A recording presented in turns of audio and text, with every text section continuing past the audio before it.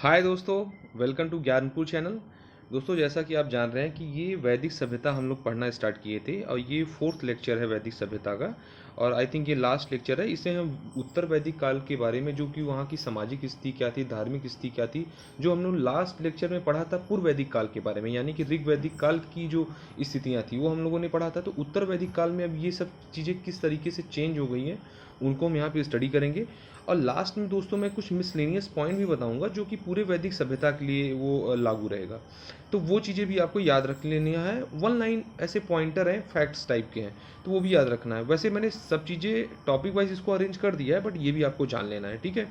और बार बार देखिए, मैं बोल रहा हूँ, जो भी बच्चे नए हैं या जिनको जो फर्स्ट टाइम वीडियो देख रहे हैं, मैं उनको बार बार बोल रहा हूँ कि आप एक बार यार चीज़ों को आप सही से आप फॉलो करिए। मुझे मैं आपको गारंटी दे रहा हूँ कि आपके नंबर 85 प्लस आएंगे आपके पेट के एग्ज़ाम में।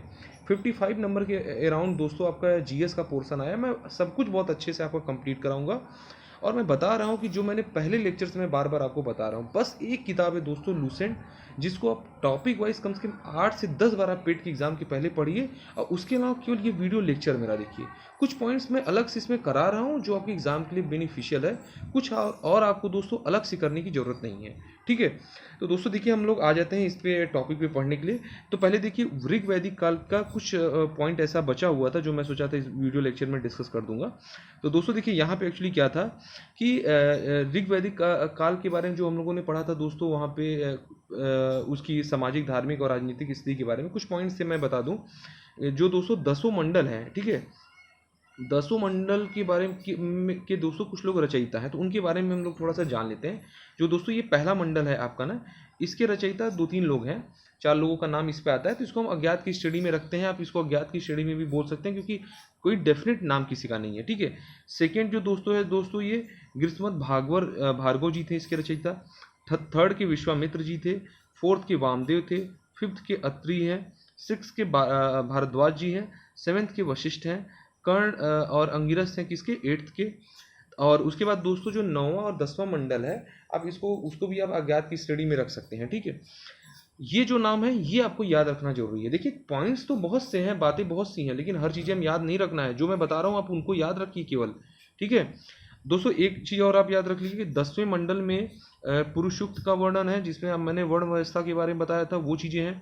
विवाह सूक्त के बारे में भी 10वें मंडल में ही वर्णन है।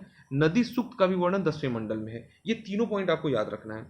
फोर्थ मंडल में दोस्तों जो है आपके वो कृषि का वर्णन है। सेवेंथ मंडल में आपके शिक्षा का वर्णन है। ये आपके लिए इंपॉर्टेंट पड़ जाता है, ये आप याद रखोगे, ठीक है। उसके बाद आ जाते हैं दोस्तों हम लोग यहाँ पे उत्तर वैदिक काल के बारे में हम लोग डिस्कस कर लेंगे कि यार वहाँ पे क्या क्या, वहाँ की क्या स्थितियाँ थी, वहाँ पे क्या वहाँ की धार्मिक स्थिति क्या थी, अब ये हम लोग डिस्कस कर लेंगे। तो देखिए, पहले तो ये जान लेते हैं कि उत्तर वैदिक काल का जो दोस्तों अध्ययन के स्रोत हैं उनके बारे में हम यहाँ पे डिस्कस करने वाले हैं। जैसे देखिए, हम लोगों ने पूर्व वैदिक काल पढ़ा था, तो पूर्व वैदिक काल को ही हम लोग क्या बोलते हैं, ऋग्वैदिक काल भी बोलते हैं। तो उनके बारे में जानकारी हमको कहाँ से मिली है, ऋग्वेद से मिली है और भी चीज़ों से है।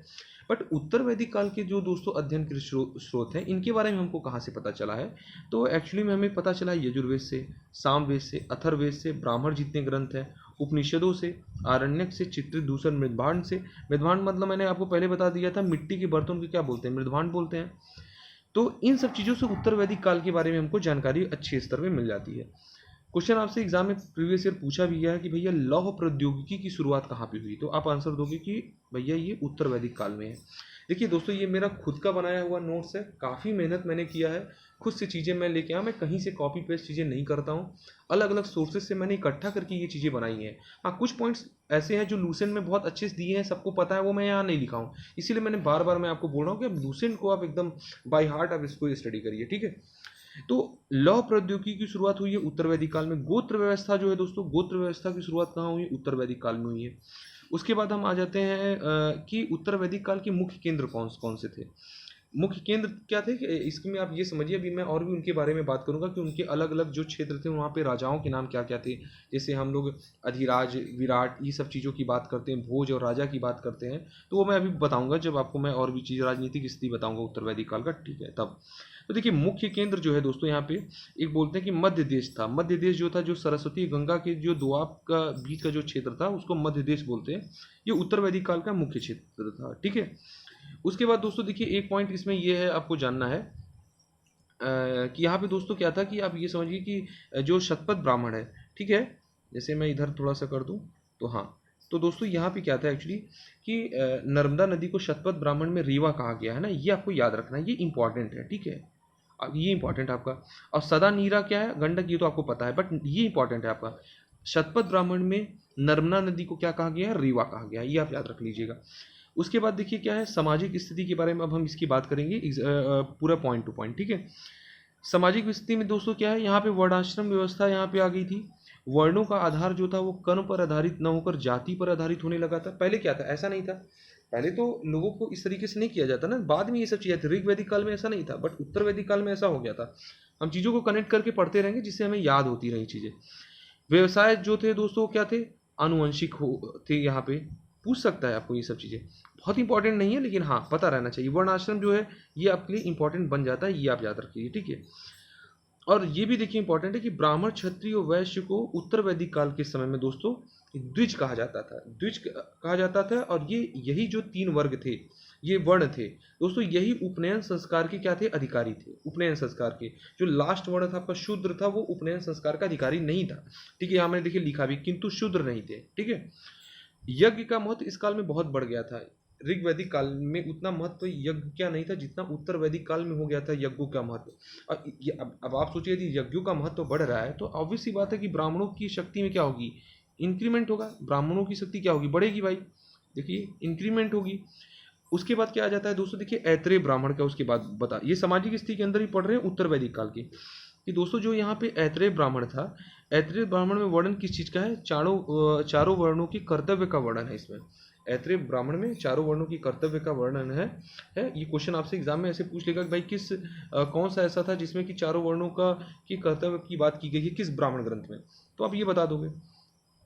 उसके बाद देखिए हम यहाँ आ जाते हैं, पुत्री को यहाँ पे ऐत्रेय ब्राह्मण में ही कृपण कहा गया। क्वेश्चन ये भी पूछेगा कि पुत्री को उत्तर वैदिक काल में कहा भी क्या गया है, और ये भी पूछ सकता है कि ये यदि पुत्री को कृपण कहा गया है तो किस ब्राह्मण ग्रंथ में कहा गया, तो आपको पता होना चाहिए ऐत्रेय ब्राह्मण में कहा गया है। राजा की दैवी उत्पत्ति का जो सिद्धांत है ये इंपॉर्टेंट है भाई, ये सबसे पहले कहाँ मिलता है, ये आपके ऐत्रेय ब्राह्मण में मिलता है। शतपथ ब्राह्मण के बारे में क्या है आप जान लीजिए। विदुषी कन्याओं का यहाँ पे उल्लेख है। राजा का जो अभिषेक होता था, जो कि आप लोग जानते हैं कि राजसूय यज्ञ द्वारा होता था, इसका उल्लेख किसमें है, शतपथ ब्राह्मण में कहा गया है। तो ये चीजें आपको पॉइंट वाइज याद होनी चाहिए। भाई ऐत्रेय ब्राह्मण में किस चीज की बात की गई है, राज्यों के राज्याभिषेक की बात की किसमें गई है, राजसूय यज्ञ की बात किसमें की गई है, तो पॉइंट वाइज चीजें आपको याद रहनी चाहिए। उसके बाद देखिए मनुस्मृति है, ठीक है, मनुस्मृति है। मनुस्मृति में दोस्तों क्या है, विवाह के 8 प्रकार का वर्णन किया गया कि 8 प्रकार के विवाह उत्तर वैदिक काल में होते थे। ये ऋग वैदिक काल के बारे में नहीं बोल रहा हूँ, उत्तर वैदिक काल में 4 तो दोस्तों प्रशंसनीय विवाह होते थे, 4 आपके निंदनीय विवाह होते थे, उनका नाम मैंने देखिए ये लिख रखा है। और 4 निंदनीय थे, ये थे। इसके बारे में भी दोस्तों देखिए मैं आपको बताना चाहूँ तो बता सकता हूँ, बट प्रॉब्लम ये है कि देखिए इतना अंदर जाएंगे नहीं वो लोग, तो बहुत ज़्यादा दिमाग लगाना नहीं है। अब प्रशंसनीय विवाह क्या थे कि जैसे कन्या कोई है, उनकी कन्या है, यदि वो वयस्क हो गई है तो क्या होगा, उसके माता पिता उसके लिए एक अच्छा वर ढूंढ के उसकी शादी कर दे रहे हैं, तो ये ब्रह्म विवाह है। दैव विवाह क्या था उस टाइम पे, जैसे है ये तो क्या था, ब्रह्म था। और दैव विवाह की बात करेंगे दोस्तों तो ये होता था कि जो उस समय जो पुरोहित यज्ञ कराते थे उनके साथ कन्या के विवाह को क्या होता था, दैव विवाह कहा जाता था। आर्ष विवाह क्या था उस टाइम पे, कन्या के जो पिताजी रहते थे दोस्तों, यज्ञ कार्य हेतु यज्ञ कार्य के लिए अपनी मतलब बेटी का क्या करते थे, वहाँ पे विवाह करते थे यज्ञ कार्य के लिए, उसके बदले में, आप ये समझो। तो ये आर्ष विवाह था। तो बहुत ज़्यादा इसके अंदर जाने की जरूरत नहीं है, तो आप ये समझिए कि विवाह के 8 प्रकार थे, 4 प्रशंसनीय विवाह थे, 4 निंदनीय विवाह थे। उनके नाम आपको यहाँ चाहिए। निंदनीय में कौन से है, आसुर, गंधर्व, पैशाच, राक्षस, ये सब क्या है, निंदनीय विवाह है, आप याद कर लो नाम एग्जैक्टली। उसके बाद आ जाते हैं दोस्तों हम राजनीतिक स्थिति के बारे में। वहाँ के राज्य का आकार जो था दोस्तों वो थोड़ा सा बढ़ गया था वहाँ पे राजनीतिक उत्तर वैदिक काल में। अब जब राज्य का आकार बढ़ेगा तो ऑब्वियस सी बात है ना कि राजाओं का महत्व भी तो बढ़ेगा, और इसीलिए राजा को और अलग नाम दिया जाने लगा। सम्राट हो गए, एकराट हो गए, अधिराज हो गए, ये हो गए थे, तो ये अलग अलग उनको नाम दिया जाने लगा था। उसके बाद क्या है दोस्तों, देखिए अभी मैं ये मैं बताऊंगा आपको कि अलग अलग जगहों पे अलग अलग उनका क्या नाम था, मैं ये सब चीज़ें भी बताऊंगा। अभी मैं जो जिस तरीके से सीक्वेंस से पढ़ा रहा हूँ आप उनको देखते रहिए केवल। अच्छा, यजुर्वेद में दोस्तों इन कुछ बातों का वर्णन है जिसमें बोला गया है कि राज्य के जो अधिकारी उसमें रहते थे उनको रत्नी कहा जाता था। ये बहुत इंपॉर्टेंट है, क्वेश्चन पूछता है कि कितने रत्नियों का वर्णन है यजुर्वेद में। तो आप देखिए यहाँ पे मैंने लिखा है कि शतपथ ब्राह्मण में बताया गया है कि 12 प्रकार के रत्नी थे। ठीक है, शतपथ ब्राह्मण में क्या थे आपके 12 प्रकार के रत्नियों का विवरण मिलता है। उसमें क्या है 12 के नाम दिए हैं, कुछ इंपॉर्टेंट जो है वो मैं आपके यहाँ लिख दिया हूँ कि क्या होते थे। कि सेनानी को सेना कहा जाता था, सूत क्या था, राजा के सारथी को सूत कहा जाता था, गांव के मुखिया को ग्रामणी कहा जाता था, कर के संग्रह करने वाले को भागदूत कहा जाता था, जंगल विभाग का जो दोस्तों प्रधान होता था, ठीक है, उसको क्या कहते थे वहाँ पे, गोवी कर्तन कहते थे वहाँ पे। ठीक है, गोवी कर्तन किसको कह रहे हैं, जंगल विभाग के प्रधान को कह रहे हैं। ठीक है, उसके बाद क्या है यहाँ पे देखिए, महिषी किसको कहा जाता था, मुख्य रानी को कहा जाता था। कुछ ये सब इंपॉर्टेंट पॉइंट है, आप इसको याद रख लीजिए। उसके बाद देखिए दोस्तों, हम आ जाते हैं कि राजा जो था उस टाइम पे राज्य के का जो था वो न्याय करने का सर्वोच्च अधिकारी होता था। क्वेश्चन ये पूछ सकता है न्याय का अधिकारी कौन था, सर्वोच्च, तो राजा था। ब्राह्मणों के लिए मृत्युदंड का किसी तरीके का प्रावधान नहीं था, ब्राह्मणों को मृत्युदंड नहीं दिया जा सकता था। बलि जो दोस्तों था, ये मिसलेनियस पॉइंट है किसे, राजनीतिक के अंदर, आप ये समझ जाओ। बलि जो था दोस्तों वो ऋग्वैदिक काल में एक राजा को दिया जाने वाला क्या था, एक तरीके का कर था, ये मैंने पढ़ाया था कि बट वो स्वेच्छा से दिया जाता था। उसके लिए राजा क्या करता था, जो आप जैसे इस टाइम पे आप टैक्सेस देते हो, गवर्नमेंट क्या करती है, आपको सुविधाएं देती है, वैसे ही वहाँ पे भी क्या था, ये टैक्सेस लिया जाता था और आपको सुविधाएं दी जाती थी। बट ये क्या था, उस समय अपनी स्वेच्छा से लोग देते थे। बट उत्तर वैदिक काल में क्या हो गया, ये क्या हो गया, एक रेगुलर हो गया, रेगुलर टैक्स हो गया ये, और 1/6 हो गया। तो ये आपको याद रखने लगा, मतलब ये हो गया कि आपको देना ही है अब ये। उसके बाद देखिए हम आ जाते हैं इस पे दोस्तों कि ऐत्रेय जो ब्राह्मण थे उसमें शासन व्यवस्था थी। ठीक है, मैंने आपको बताया है कि उसमें उसमें क्या कहा जाता था, तो उसमें ये चीज़ें थी कि जो ऐत्रेय ब्राह्मण थे उसमें क्या थी, उत्तर वैदिक काल के शासन व्यवस्था के बारे में बताया गया है। देखिए ये क्या है, जो पूर्व, ये क्या है, ये आपका दोस्तों क्या है, ये आपका क्षेत्र है। पूर्व के क्षेत्र में जो शासन होता था वो उसको साम्राज्य बोला जाता था, और वहाँ के राजा को ये वहाँ के लोगों को उपाधि दी जाती थी सम्राट। ऐसे पश्चिम में स्वराज का शासन होता था और वहाँ की उपाधि दी गई है वहाँ के उसको स्वराट। उत्तर क्षेत्र का जो शासन था वो वैराज्य था, और वहाँ के राजा को क्या कहा गया है, या उपाधि जो दी गई वो विराट बोला गया है। ठीक है, उसके बाद दोस्तों ऐसे ही था कि दक्षिण का जो क्षेत्र था वो क्या था, भोज्य था, और वहाँ का उपाधि जो दी गई भोज दी गई। मध्य देश का क्या था, राज्य था, और वहाँ पे क्या कहा गया, राजा कहा गया है। तो देखिए आप ये देख रहे होंगे कि जो नाम है ना सब एक जैसे, देखिए साम्राज्य से सम्राट हो गया, स्वराज्य से स्वराट हो गया, वैराज्य से विराट हो गया, भोज्य से भोज हो गया, राज्य से राजा हो गया। तो ये तो आपको याद हो जाएगा। आपको एग्जैक्टली याद क्या रखना है कि पूर्व के क्षेत्र को क्या कहा जाता था, साम्राज्य कहा जाता था, पश्चिम को स्वराज्य कहा जाता था। ये आपको याद रहेगा तो वहाँ की उपाधि आपको याद हो जाएगी। ठीक है, उसके बाद आ जाते हैं हम लोग यहाँ पे दोस्तों आर्थिक स्थिति के बारे में उसके डिस्कस कर लेते हैं कि वहाँ की आर्थिक स्थिति क्या थी। पशुपालन की जगह क्या था, कृषि जो था वो प्रथम पेशा बन गया था। यजुर्वेद में लोहे को श्याम अयस और कृष्ण अयस आदि शब्दों से जाना गया है। 4 प्रकार के बर्तनों का वर्णन मिलता है, मृदभांडों का वर्णन मिलता है किसमें, आर्थिक स्थिति के बारे में बात करें उत्तर वैदिक काल में 4 प्रकार के बर्तनों यानी मृदभांडों का वर्णन मिलता है। वो कौन से थे, काले व लाल रंग के मिश्रित मृदभांड, काले रंग के चित्रित धूसर मृदभांड और लाल मृदभांड। ये आपको याद रखिएगा, ये इंपॉर्टेंट है। ठीक है, निष्क शतमान पाद और कृष्णल, निष्क शतमान पाद और कृष्णल रतिका कुंजिका, ये क्या है, माप की इकाइयां हैं। क्या है, माप की इकाइयां हैं। ठीक है, और जो दोस्तों निष्क है ऋग्वैदिक काल में क्या है, स्वर्ण आभूषण, परंतु अब एक मुद्रा माने जाने लगा। इसका मतलब क्या है, जो निष्क जो था दोस्तों वो ऋग्वैदिक काल में क्या होता है, एक स्वर्ण आभूषण था। बट देख रहे हैं ना आप, उत्तर वैदिक काल में ये क्या हो जा रहा है, एक माप की इकाई हो जा रही है। ठीक है, माप की इकाई हो, ये आपको याद रखना है, क्वेश्चन आपसे एग्जैक्टली पूछ सकता है ये घुमा के। उसके बाद देखिए लोग उत्तर वैदिक काल में किससे थे, स्वर्ण से, लोहे के अतिरिक्त 3 तांबा, चांदी और सीसा से भी परिचित थे। निष्क शतमान कृष्णल पाद, ये क्या थे, मुद्रा के क्या थे, प्रकार थे। ये कहाँ, उत्तर वैदिक काल की बात कर रहे हैं हम लोग। वस्त्र निर्माण उद्योग तो था, किंतु कपास का उल्लेख यहाँ पे नहीं मिलता है उत्तर वैदिक काल में, ये आपको याद रखना है। ऊन यानी कि ऊन का, और शज यानी कि सन का उल्लेख मिलता है कहाँ, उत्तर वैदिक काल में, याद आप रखोगे। उसके बाद दोस्तों हम आ जाते हैं धार्मिक स्थिति के बारे में, यहाँ की कि वहाँ की धार्मिक स्थिति क्या थी, इसको जान लेंगे। तो ये आप देखोगे यहाँ पे कि कर्मकांडों का उद्देश्य अब उत्तर वैदिक काल में क्या हो गया, भौतिक सुखों की प्राप्ति हो गया। ऋग्वैदिक काल में इसके अर्थ अलग थे, बट अभी क्या है, भौतिक सुखों की प्राप्ति हो गया। आप जो बच्चे नए हैं, आप मेरा प्रीवियस लेक्चर देखिए, आपको क्लियर हो जाएगा। इंद्र के स्थान पे दोस्तों देखिए, पहले इंद्र थे हमारे सबसे महत्वपूर्ण देवता थे, अब कौन हो गए, प्रजापति हो गए, और इनको सृजन का देवता कहा गया है, जिनको इनका सर्वोच्च स्थान था। अन्य प्रमुख देवता कौन थे? रुद्र पशुओं के देवता कहे जाने लगे। विष्णु कौन थे? लोगों के पालक माने जाते थे। ये जो तीन देवता हैं, आप देखोगे जो वहां पे क्या था, ऋग्वैदिक काल में क्या था, इंद्र का सर्वोच्च स्थान था। अब क्या किसका सर्वोच्च स्थान हो गया? प्रजापति का। ये क्वेश्चन पूछता है, तो आपको ये याद रखना है। और ये किसके देवता है? सृजन के। ये मैंने एग्जैक्टली लिख दिया है। पूषण कौन थे? शूद्रों के देवता थे। किसके? शूद्रों के। ठीक है। और आई थिंक मुझे याद आ रहा है कि ऋग्वैदिक काल में मैंने बताया था आपको कि पूषण जो थे वहाँ पे जो थे वो शायद मुझे याद है पशुओं के देवता उसमें कहे जाते थे। बट वो उत्तर वैदिक काल में क्या हो जा रहे हैं? शूद्रों के देवता। आप ये चेक कर लीजिएगा। ठीक है। बहुदेववाद, वसुदेव संप्रदाय और षट दर्शनों का क्या हुआ? यहाँ पे बीजारोपण हुआ। अब देखिए जो षट दर्शन थे उसमें देखिए कुछ चीजें थी ना, ये आपको याद रखना चाहिए। जैसे षट दर्शन में आप देखोगे चारवाक दर्शन थे। चारवाक क्या था? एक दर्शन था ना। इसके प्रवर्तक कौन थे? चारवाक थे। योग दर्शन के पतंजलि, सांख्य के कपिल, न्याय के गौतम, पूर्व मीमांसा जिसको मीमांसा को ही क्या बोलते हैं हम? पूर्व मीमांसा बोलते हैं। इसके कौन थे? जैमिनी थे।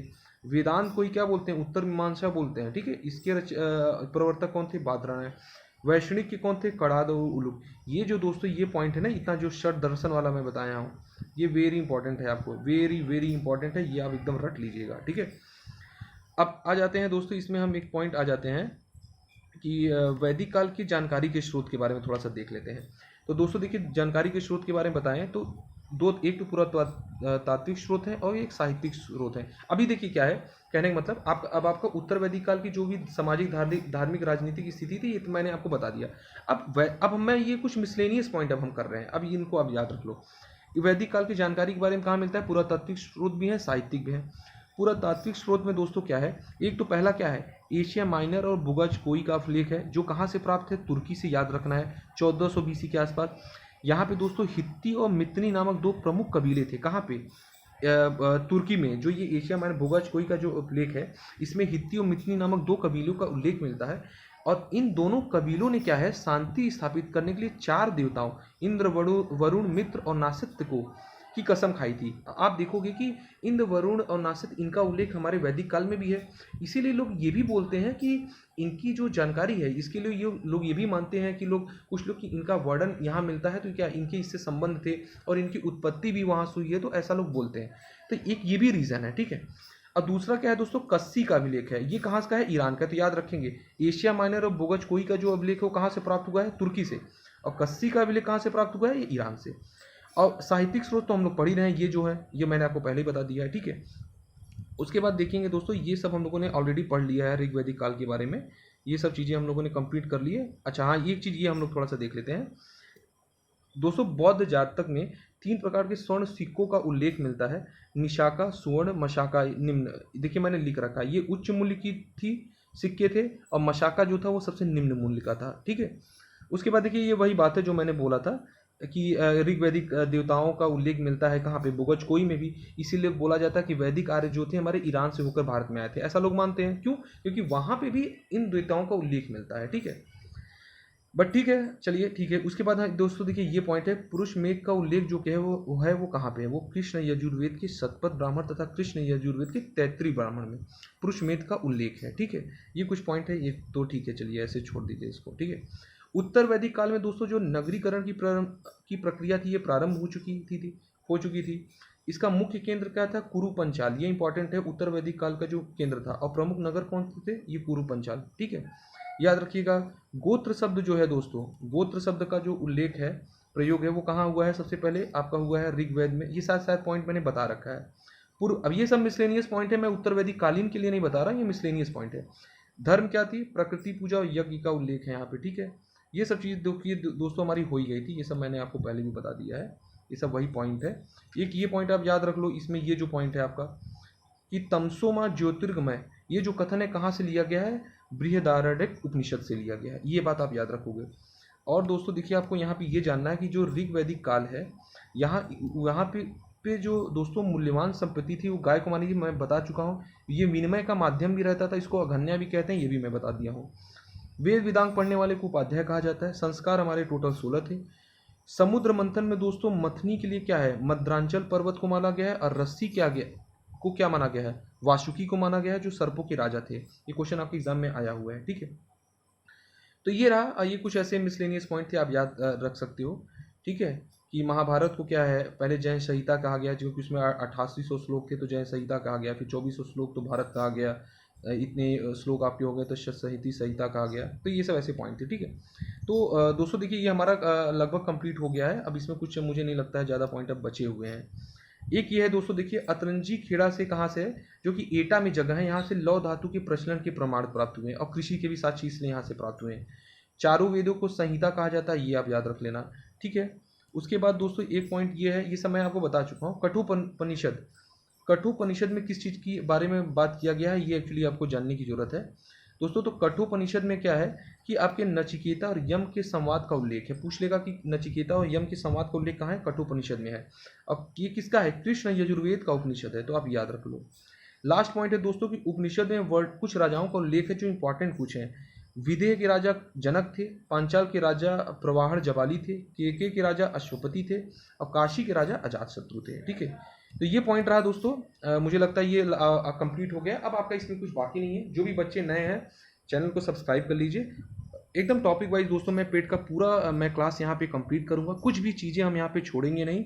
बस एक पॉइंट आप मेरी बात दोस्तों बार बार मैं बोल रहा हूँ, याद रखिए, बार बार मल्टीपल टाइम्स आप लूसेंट को रिवाइज करिए एज पर योर सिलेबस। आपका सिलेबस जो है उसके अकॉर्डिंगली, और जो मैं वीडियो लेक्चर में बता रहा हूँ आप उसको पढ़िए। इससे ज़्यादा यार आपको कुछ करने की जरूरत नहीं है, और मैं आपको गारंटी दे रहा हूँ कि आपके 80-85 प्लस मार्क्स आएंगे, मैं आपको बता रहा हूँ। आप अच्छे से यदि जीएस का पोर्शन है तैयार कर लिए तो आपको कोई कमी नहीं होगी, ठीक है। और दोस्तों मैं कुछ स्कोर बूस्टर सीरीज भी मैं यहाँ पे लाने वाला हूँ। मैं ऐसा कुछ प्लान कर रहा हूँ कि 2-2, 4-4, 5-5 मिनट की वीडियो में मैं कुछ इंपॉर्टेंट फैक्ट्स मैं लेके आऊँ। तो आप थोड़ा इस पर कमेंट्स करके मुझे बताइएगा कि कितने लोग इसमें इंटरेस्टेड हैं। तो मैं ये चीज़ भी कोशिश करूँगा शुरुआत करने का, क्योंकि देखिए मैं ऑलरेडी मैं जॉब में हूँ, मुझे टाइम मिल नहीं पाता है। पहले मैं लेक्चर भी अपना मैं व्हाइट बोर्ड पे बना रहा था, टाइम के कारण मैं दोस्तों मैंने यहाँ पे बनाना स्टार्ट किया। मुझे लग रहा है ये थोड़ा सा और डिजिटल फॉर्म है और अच्छा है, तो मैं अब इसी पे वीडियो बनाऊँगा आपको। तो दोस्तों इतना काफ़ी है आज के लिए। बस अलविदा है आप सभी से। जल्दी फिर हम लेके आएंगे नया वीडियो। अब इसके बाद हम बौद्ध धर्म स्टार्ट करेंगे। तो ये आज के लिए इतना ही काफ़ी है, ठीक है। Thank you very much.